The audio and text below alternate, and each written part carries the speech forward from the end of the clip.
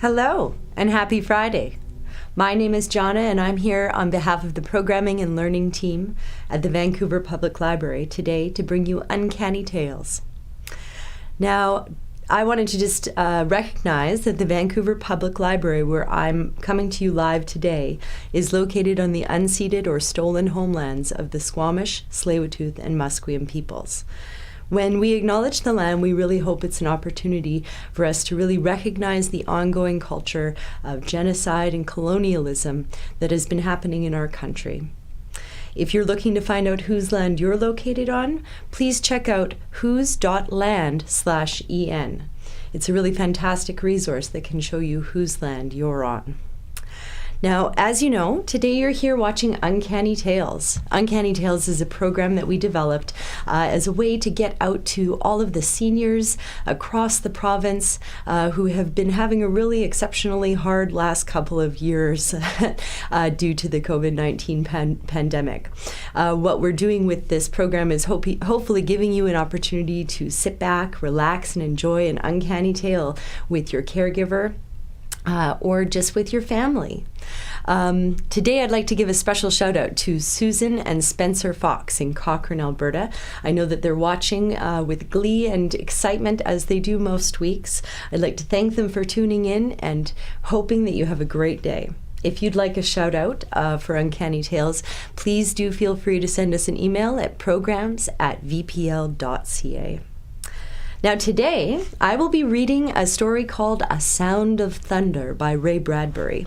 You can reserve a copy of this stories and many others by Ray Bradbury by following the link in the chat. Ray Bradbury was an American author and screenwriter and is one of the most celebrated and prolific authors of the 20th century. He worked in a variety of genres, including fantasy, science fiction, horror, mystery, and even realistic fiction, which makes him a perfect fit for our Uncanny Tales. Many of his works have been adapted into television and film, as well as into comic books and even graphic novels. It has been stated that Bradbury was a writer that was responsible for bringing science fiction into the literary mainstream. Bradbury used his fiction to explore and criticize his culture and society, touching on themes such as political correctness, alienation of the people by the media, and the role of the government. His short story, A Sound of Thunder, is often means as a way of considering chaos theory and the physics of time travel. It has had many adaptations over the years, including a film, a comic, and was even parodied on an episode of The Simpsons. I do hope you'll enjoy A Sound of Thunder by Ray Bradbury. The sign on the wall seemed to quaver under a film of sliding warm water. Eccles felt his eyelids blink over his stare, and the sign burned in this momentary darkness. Time Safari Inc. Safaris to any year in the past. You name the animal, we take you there. You shoot it. A warm phlegm gathered in Eccles's throat. He swallowed and pushed it down. The muscles around his mouth formed a smile as he put his hand slowly out upon the air, and in that hand waved a check for $10,000 at the man behind the desk. Does this safari guarantee I come back alive? We guarantee nothing, said the official, except the dinosaurs. He turned. This is Mr. Travis, your safari guide in the past. He'll tell you what and where to shoot. If he says no shooting, no shooting. If you disobey instructions, there's a stiff penalty of another $10,000 plus possible government action on your return. Eccles glanced across the vast office at the mass and tangle, a snaking and humming of wires and steel boxes, at an aura that flickered, now orange, now silver, now blue. There was a sound like a gigantic bonfire burning all of time, all the years and all the parchment calendars, all the hours piled high and set aflame. A touch of the hand and this burning would, on the instant, beautifully reverse itself. Eccles remembered the wording in the advertisements to the letter. Out of chars and ashes, out of dust and coals, like golden salamanders, the old years, the green years might leap.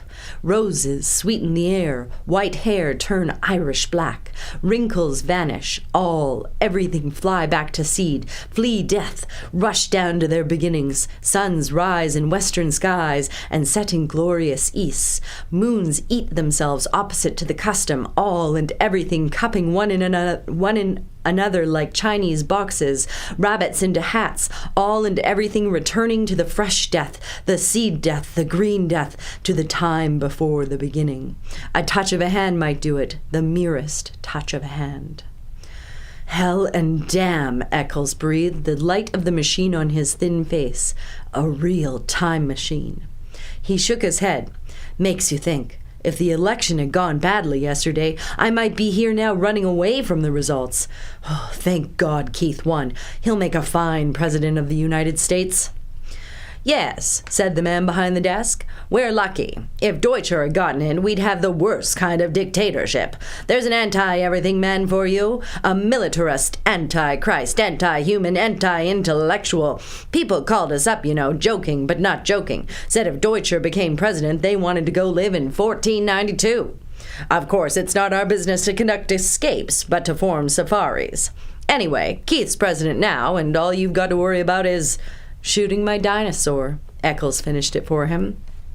A Tyrannosaurus Rex, the thunder lizard, the damnedest monster in history.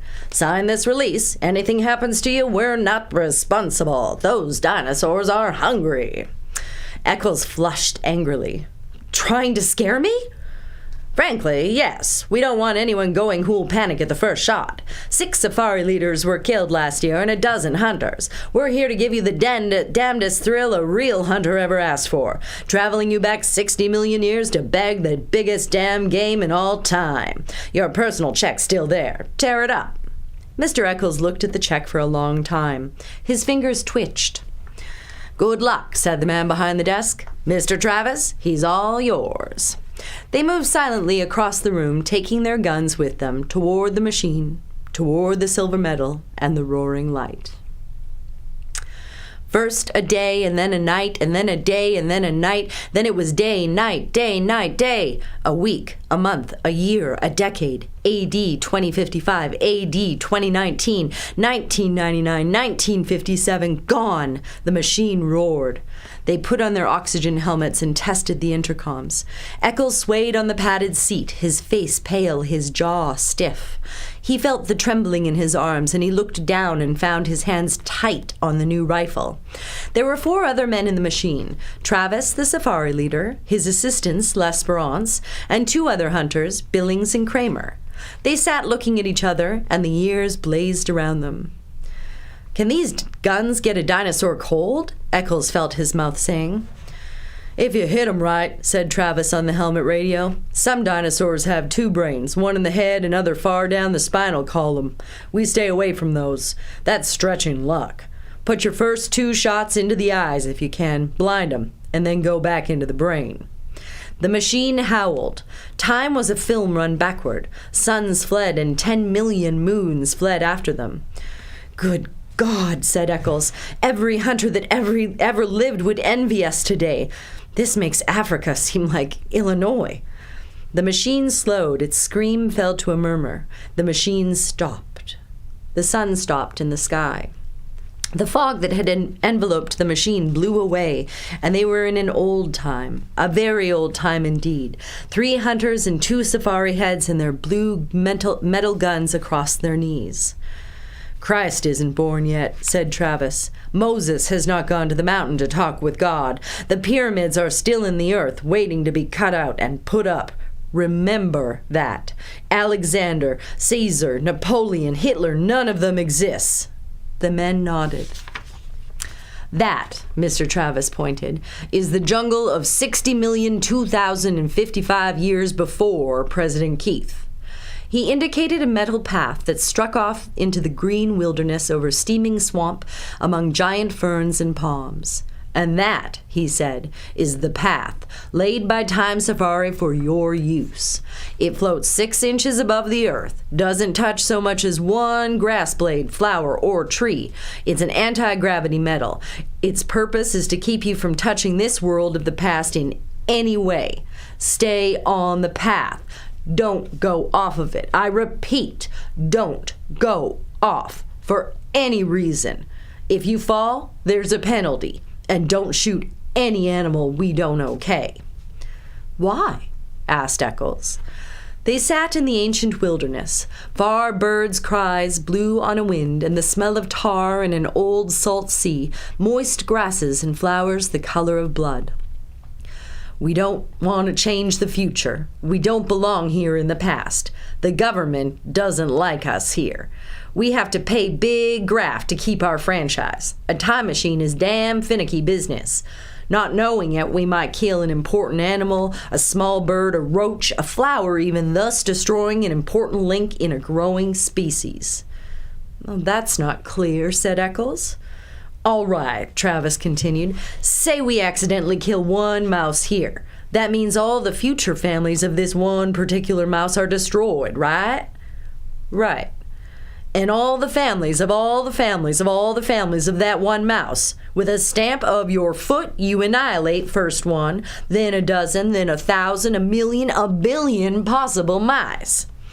So they're dead? Said Eccles. So what? So what? Travis snorted quietly. Well, what about the foxes that'll need those mice to survive? For one of 10 mice, a fox dies. For one of 10 foxes, a lion starves. For one of a lion, all manner of insects, vultures, infinite billions of life forms are thrown into chaos and destruction. Eventually, it all boils down to this. 59 million years later, a caveman, one of a dozen on the entire world, goes hunting wild boar or saber-toothed tiger for food. But you, friend, have stepped on all the tigers in that region by stepping on one single mouse. So the caveman starves, and the caveman, please note, is not just any expendable man. No, he's an entire future nation. From his loins would have sprung 10 sons, from their loins 100 sons, and thus onward to a civilization. Destroy this one man and you destroy a race, a people, an entire history of life. It is comparable to slaying some of Adam's grandchildren. The stamp of your foot on one mouse could start an earthquake, the effects of which could shake our earth and destinies down through time to their very foundations. With the death of that one caveman, 1 billion others yet unborn are throttled in the womb. Perhaps Rome never rises on its 7 hills. Perhaps Europe is forever a dark forest, and only Asia waxes healthy and teeming. Step on a mouse and you crush the pyramids. Step on a mouse and you leave your print like a Grand Canyon across eternity. Queen Elizabeth might never be born. Washington might not cross the Delaware. There may not even be a United States at all. So be careful. Stay on the path. Never ever step off. I see, said Eccles. Then it wouldn't pay for us even to touch the grass. Correct. Crushing certain plants could add up infinitesimally. A little error here could multiply in 60 million years, all out of proportion. Of course, maybe our theory is wrong. Maybe time can't be changed by us, or maybe it can be changed only in little subtle ways. A dead mouse here makes an insect imbalance there, a population disproportion later, a bad harvest further on, a depression, mass starvation, and finally, a change in social temperament in far-flung countries. Something much more subtle like that. Perhaps only a soft breath, a whisper, a hair, pollen on the air, such as a slight change that unless you looked close, you wouldn't even see it. Who knows? Who really can say he knows? We don't know. We're guessing. But until we do know for certain whether our messing around in time can make a big roar or a little rustle in history, we're being damned careful. This machine, this path, your clothing and bodies were sterilized, as you know, before the journey. We wear these oxygen helmets so we can't introduce our bacteria into an ancient atmosphere. Well, how do we know which animals to shoot? They're marked with red paint, said Travis. Today, before our journey, we sent L'Esperance here back with the machine. He came to this particular era and followed certain animals. Studying them? Right, said L'Esperance. I track them through their entire existence, noting which of them lives longest. Not long. How many times they mate. Not often. Life short. When I find one that's going to die when a tree falls on him or one that drowns in a tar pit, I note the exact hour, minute, and second. I shoot a paint bomb. It leaves a red patch on his hide. We can't miss it. Then I correlate our arrival in the past so that we meet the monster not more than 2 minutes before he would have died anyway. This way we kill only the animals with no future, that are never going to mate again. You see how careful we are? But if you came back this morning in time, said Eccles eagerly, you must have bumped into us, our safari. How did it turn out? Was it successful? Did all of us get through alive? Travis and L'Esperance gave each other a look. That'd be a paradox, said the latter. Time doesn't permit that sort of a mess, a man meeting himself. When such occasions threaten, time steps aside, like an airplane hitting an air pocket. You felt the machine jump just before we stopped? That was us passing ourselves on the way back to the future. We saw nothing. There's no way of telling if this expedition was a success, if we got our monster, or whether all of us, meaning you, Mr. Eccles, got out alive. Eccles smiled palely. Cut that, said Travis sharply. Everyone on his feet. They were ready to leave the machine. The jungle was high, and the jungle was broad, and the jungle was the entire world forever and ever. Sounds like music and sounds like flying tents filled the sky, and those were pterodactyls soaring with cavernous gray wings, gigantic bats out of a delirium and a night fever. Eccles, balanced on the narrow path, aimed his rifle playfully. Stop that, said Travis. Don't even aim for fun, damn it. If your gun should go off. Eccles flushed. Where's our Tyrannosaurus? L'Esperance checked his wristwatch. Up ahead. We'll bisect his trail in 60 seconds. Look for the red paint, for Christ's sake. Don't shoot till we give the word. Stay on the path. Stay on the path. They moved forward in the wind of morning. Strange, murmured Eccles. Up ahead, 60 million years, election day over. Keith made president. Everyone celebrating. And here we are, 1 million years lost, and they don't exist. The things we worried about for months, a lifetime, not even born or thought about yet. Safety catches off, everyone, ordered Travis. You first shot, Eccles. Second, Billings. Third, Kramer. I've hunted tiger, wild boar, buffalo, elephant, but Jesus, this is it, said Eccles. I'm shaking like a kid. Ah, said Travis. Everyone stopped. Travis raised his hand. Ahead, he whispered, in the mist. There he is. There's his royal majesty now. The jungle was wide and full of twitterings, rustlings, murmurs, and sighs. Suddenly it all ceased as if someone had shut a door. Silence. A sound of thunder. Out of the mist 100 yards away came Tyrannosaurus Rex. Jesus God, whispered Eccles. Shh! It came on great, royal, oiled, resilient, striding legs. It towered 30 feet above half of the trees, a great, evil god folding its delicate watchmaker's claws close to its oily reptilian chest. Each lower leg was a piston, 1,000 pounds of white bone sunk in thick ropes of muscle, sheathed over in a gleam of pebbled skin like a mail of a terrible warrior. Each thigh was a ton of meat, ivory, and steel mesh. And from the great breathing cage of the upper body, those 2 delicate arms dangled out front, arms with hands which might pick up and examine men like toys, while the snake neck coiled, and the head itself, a ton of sculptured stone, lifted easily upon the sky. Its mouth gaped, exposing a fence of teeth like daggers. Its eyes rolled ostrich eggs, empty of all expression save hunger. It closed its mouth in a death grin. It ran, its pelvic bones crushing aside trees and bushes, its taloned feet clawing damp earth, leaving prints 6 inches deep wherever it settled its weight. It ran with a gliding ballet step, far too poised and balanced for its 10 tons. It moved into a sunlit area warily, its beautiful reptile hands feeling the air. My God, Eccles twitched his mouth. It could reach up and grab the moon. Shh, Travis jerked angrily. He hasn't seen us yet. It can't be killed, Eccles pronounced his verdict quietly as if there could be no argument. He had weighed the evidence and this was his consideration. The rifle in his hand seemed a cap gun. We were fools to come. This is impossible. Shut up, hissed Travis. Nightmare. Turn around, commanded Travis. Walk quietly to the machine. We'll remit 1/2 of your fee. I didn't realize it would be this big, said Eccles. I miscalculated, that's all, and now I want out. It sees us. There's the red paint on its chest. The thunder lizard raised itself. Its armored flesh glittered like 1,000 green coins. The coins, crusted with slime, steamed. In the slime, tiny insects wriggled so the entire body seemed to twitch and undulate, even while the monster itself did not move. It exhaled. The stink of raw flesh blew down the wilderness.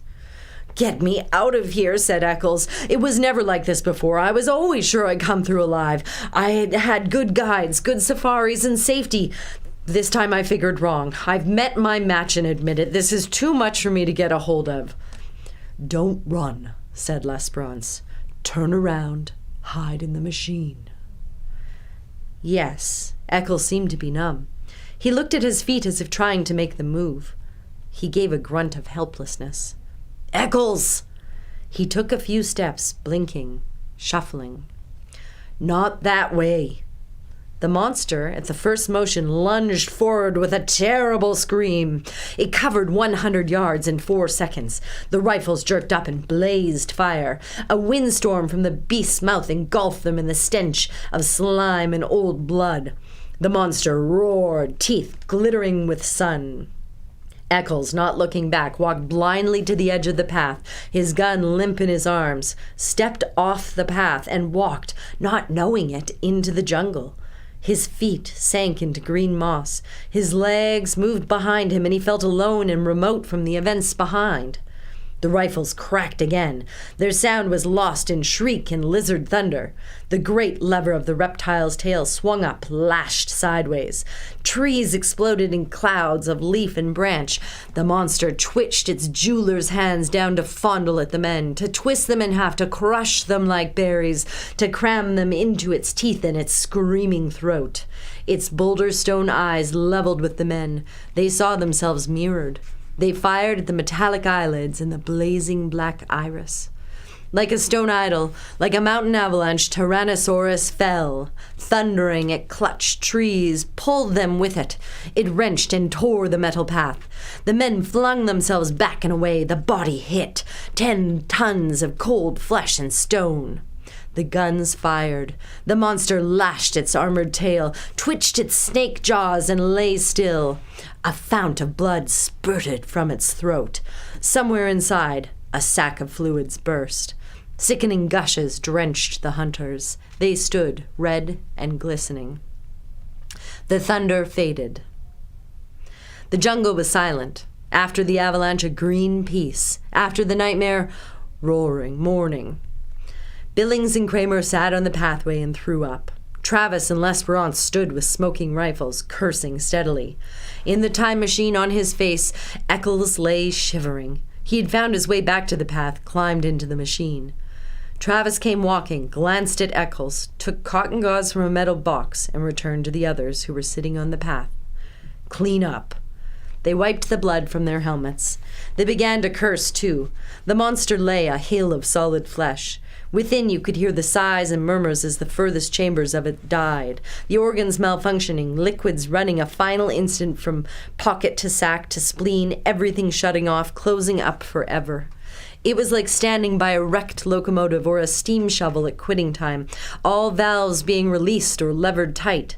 Bones cracked, the ton of its own flesh, off balance, dead weight, snapped the delicate forearms caught underneath. The meat settled, quivering. Another cracking sound. Overhead, a gigantic tree branch broke from its heavy mooring, fell. It crashed upon the dead beast with finality. There, L'Esperance checked his watch. Right on time. That's the giant tree that was scheduled to fall and kill this animal originally. He glanced at the two hunters. You want the trophy picture? What? We can't take a trophy back to the future. The body has to stay right here where it would have died originally, so the insects, birds, and bacteria can get at it as they were intended to. Everything in balance. The body stays, but we can take a picture of you standing near it. The two men tried to think, but gave up, shaking their heads. They let themselves be led along the metal path. They sank wearily into the machine cushions. They gazed back at the ruined monster, the stagnating mound where already strange reptilian birds and golden insects were busy at the steaming armor. A sound on the floor of the time machine stiffened them. Eccles sat there, shivering. I'm sorry, he said at last. Get up, cried Travis. Eccles got up. Go out on that path alone, said Travis. He had his rifle pointed. You're not coming back in the machine. We're leaving you here. L'Esperance seized Travis's arm. Wait. Stay out of this. Travis shook his hand away. This son of a bitch nearly killed us. But it wasn't that so much. Hell no. It's his shoes. Look at them. He ran off the path. My God, that ruins us. Christ knows how much we'll forfeit. Tens of thousands of dollars of insurance. We guarantee no one leaves the path. He left it. Oh, damn fool. I'll have to report it to the government. They might revoke our license to travel. God knows what he's done to time, to history. Take it easy. All he did was kick up some dirt. How do we know? Cried Travis. We don't know anything. It's all a damn mystery. Get out there, Eccles. Eccles fumbled his shirt. I'll pay anything. $100,000. Travis glared at Eccles' checkbook and spat. Go out there. The monster's next to the path. Stick your arms up to your elbows into his mouth. Then you can come back with us. Well, that's unreasonable. The monster's dead, you yellow bastard. The bullets. Bullets can't be left behind. They don't belong in the past. They might change something. Here's my knife. Dig 'em out. The jungle was alive again, full of the old tremorings and bird cries. Eccles turned slowly to regard the primeval garbage dump, that hill of nightmares and terror. After a long time, like a sleepwalker, he shuffled out along the path. He returned, shuddering, 5 minutes later, his arms soaked and red to the elbows. He held out his hands. Each held a number of steel bullets. Then he fell. He lay where he fell, not moving. You didn't have to make him do that, said L'Esperance. Didn't I? It's too early to tell. Travis nudged the still body. He'll live. Next time he won't go hunting game like this. Okay. He jerked his thumb wearily at L'Esperance. Switch on. Let's go home. 1492, 1776, 1812. They cleaned their hands and faces. They changed their caking shirts and pants. Eccles was up and around again, not speaking. Travis glared at him for a full 10 minutes. Don't look at me, cried Eccles. I haven't done anything. Who can tell? Just ran off the path, that's all. A little mud on my shoes. What do you want me to do, get down and pray? We might need it. I'm warning you, Eccles. I might kill you yet. I've got my gun ready. I'm innocent. I've done nothing. 1999, 2000, 2055. The machine stopped. Get out, said Travis. The room was there as they had left it, but not the same as they had left it. The same man sat behind the same desk, but the same man did not sit behind quite the same desk. Travis looked around swiftly. Everything okay here? He snapped. Fine. Welcome home. Travis did not relax. He seemed to be looking at the very atoms of the air itself and the way the sun poured through the one high window. Okay, Eccles, get out. Don't ever come back. Eccles could not move. You heard me, said Travis. What are you staring at? Eccles stood smelling of the air, and there was a thing to the air, a chemical taint so subtle, so slight, that only a faint cry of his subliminal senses warned him that it was there. The colors, white, gray, blue, orange, in the wall, in the furniture, in the sky beyond the window were... And there was a feel. His flesh twitched, his hands twitched. He stood drinking the oddness with the pores of his body. Somewhere, someone must have been screaming one of those whistles that only a dog can hear. His body screamed silence in return. Beyond this room, beyond this wall, beyond this man who was not quite the same man seated at this desk that was not quite the same desk, lay an entire world of streets and people. What sort of world was it now? There was no telling. He could feel them moving there, beyond the walls almost, like so many chess pieces blown in a dry wind. But the immediate thing was the sign painted on the office wall. The same sign he had read earlier today on first entering. But somehow, the sign had changed. Time Safari Inc. Safaris to any year in the past. You name the animal, we take you there. You shoot it. Eccles felt himself fall into the chair. He fumbled crazily at the thick slime on his boots. He held up a clod of dirt, trembling. No, it can't be. Not a little thing like that. No! Embedded in the mud, glistening green and gold and black, was a butterfly, very beautiful and very dead. Not a little thing like that. Not a butterfly, cried Eccles. It fell to the floor, an exquisite thing, a small thing that could upset balances and knock down a line of small dominoes, and then big dominoes, and then gigantic dominoes, all down the years across time. Eccles's mind whirled. It couldn't change things. Killing one butterfly couldn't be that important, could it? His face was cold. His mouth trembled, asking, Who won the presidential election yesterday? The man behind the desk laughed. You joking? You know damn well. Deutscher, of course. Who else? Not that damn weakling Keith. We got an Iron Man now, a man with guts, by God. The official stopped. What's wrong? Eccles moaned. He dropped to his knees. He scrabbled at the golden butterfly with shaking fingers. Can't we, he pleaded to the world, to himself, to the officials, to the machine. Can't we take it back? Can't we make it alive again? Can't we start over? Can't we? He did not move. Eyes shut, he waited, shivering. He heard Travis breathe loud in the room. He heard Travis shift his rifle, click the safety catch, and raise the weapon. There was the sound of thunder. The end. So that was The Sound of Thunder, which is by the author Ray Bradbury. I found this in the Stories of Ray Bradbury, which you can reserve your copy from the Vancouver Public Library today. We also have this wonderful version that had the same story in it, which is actually illustrated. So it was a lot of fun to look through and check out the pictures. So I recommend that one. Is called Dinosaur Tales if you're interested in exploring it in our collection. I'd like to thank you all today for tuning in. I think that was a fantastic story. And I would really like to give a special shout out to Leah, who is behind the scenes working tirelessly at bringing us Uncanny Tales. Thank you so much, Leah, for all of your hard work. And if you enjoyed the program today, you'd like to give us some feedback on what we could maybe do better, what kind of stories you'd like to hear, or if you or someone special in your life would like a special shout out, please send us an email to programs@vpl.ca. There's also a special link that you can give us feedback through that will be posted in the chat.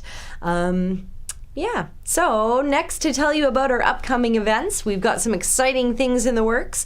Next Wednesday, August 11th, we do have a program called Thriller Summer, and it's a conversation with 3 top suspense writers from British Columbia who will be chatting about their latest pulse-pounding thrillers. This will be moderated by Dana G., who is a book writer for the Vancouver Sun and the province, and it's going to be a very riveting event, so be sure that you tune in. The link will be posted in the chat as well. You can also just find it by looking in our Biblio Commons platform at vpl.ca under events by typing in Thriller Summer. If you're looking to gain some skills on Zoom, we have an upcoming event happening. Leah will be posting that link in the chat as well.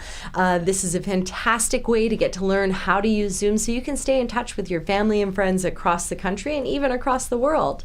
It's a wonderful hands-on session where you can practice your skills, learn how to set up an account, and learn how to schedule a meeting, and also have staff there to be able to guide you through what to do. And finally, please join us on August 20th. That's 2 Fridays from now at 10 a.m. We have a very special episode of Uncanny Tales coming because we have a guest reader. We're proud to host Vancouver drag queen storyteller Peekaboo North, who will be reading the short story The Waltz by Dorothy Parker. So once again, that's August 20th at 10 a.m. Please tune in for Uncanny Tales. It's going to be a really fun episode. Just once again, thank you to one and all for tuning in, and happy Friday.